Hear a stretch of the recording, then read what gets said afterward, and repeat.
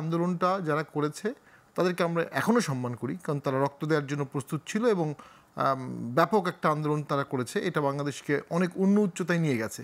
সেজন্য তারা যা খুশি করে যাবে। হ্যাঁ, সেটাই। কিন্তু আন্দোলনটা কোনো কাঠামো ছিল না। কাঠামো না থাকার কারণে 5 তারিখের পরে দেশ কি কাঠামোয় চলবে এটার কোনো পূর্ব নির্ধারণ ছিল না। দেশ চললো এলোমেলো কাঠামোতে। 3 দিন পরে ডক্টর ইউনূস স্যার আসলেন। এই 3 দিনের মধ্যে দেশে অনেক কিছু ঘটে গেছে।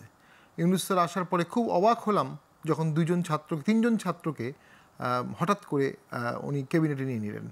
এই 3জন ছাত্রের রাজনৈতিক অভিজ্ঞতা প্র্যাকটিক্যালি 45 দিন, মানে দৃশ্যমান, হয়তো অদৃশ্য অনেক কিছু আছে, পড়ালেখা থাকতে পারে, দৃশ্যমান 45 দিন রাজনৈতিক অভিজ্ঞতা না, শুধু আন্দোলন না। হ্যাঁ, আন্দোলনটা রাজনৈতিক অভিজ্ঞতার একটা অংশ। আসলে রাষ্ট্র পরিচালনা অনেক কঠিন বিষয়, রাষ্ট্রকে মোটিভেট করা অনেক কঠিন বিষয়। এটা ছিল প্রথম ক্র্যাক। দেন আমরা দেখলাম একের পর এক 100 কোটি, 150 কোটি, 400 কোটির অভিযোগ। একটা অভিযোগও যুক্তি দিয়ে খণ্ডাতে পারেনি। বলেছে আমার পিএস না অমুকের পিএস, আমি জানি না অমুক জানে, কিন্তু দুর্নীতি হয়নি বুক ফুলিয়ে বলতে পারছে না। তার মানে একটা গতানুগতিক যে ধারা ছিল সেই ধারাই ফিরে আসতেছে এবং খুব দ্রুত আসলো। মানে আমরা যারা ট্রেডিশনাল পলিটিক্স, তাদের মধ্যে অনেক দুর্নীতিবাদ আছে, তারা দুর্নীতি এই স্টেজে যেতে 10 বছর 20 বছর লাগে, এখানে 10 মাসও লাগেনি। খুব দুঃখজনক। তার মানে জনগণের মধ্যে একটি পারসেপশন চলে আসলো, পরিবর্তন হলো না।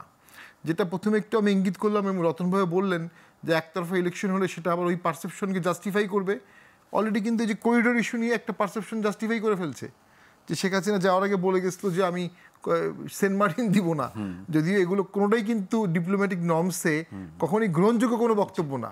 আমি বলবো এটা পাগলামি টাইপ বক্তব্য, কিন্তু এখন মানুষ অনেকে এটা গ্রহণ করছে যে হ্যাঁ এই জন্যই মনে হয় ওনাকে যেতে হয়েছে, ইনি মনে হয় করিডোর দিতে চাচ্ছে।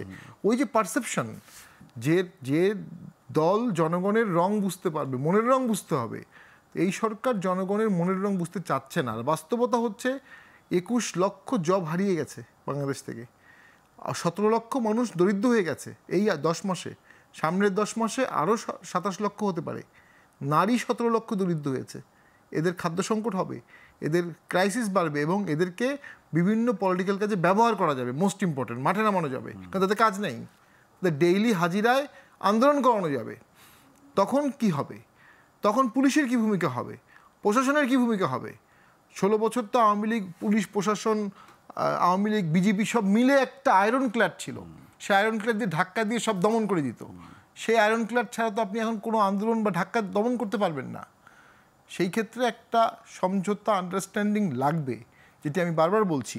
এবং ওই সমঝোতা ছাড়া ঝুঁকি কমছে না, রিস্ক কমছে না, ইনভেস্টমেন্ট আসবে না। ফরেন ইনভেস্টমেন্ট কখন আসবে? যখন দেশ শান্ত হবে।